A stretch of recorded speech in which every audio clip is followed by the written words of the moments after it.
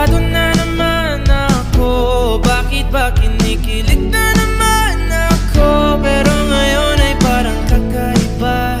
Pag nakatingin sa iyong mata, ang mundo ay kalma. Ngayong andyan ka na, di magmamadali ko na katabi hanggang sa ang buhok ay pumuti. Di na maghahanap ng kung anong sagot sa mga tanong, dahil ikaw ang katiyakan ko. Mukhang delikado na naman ako.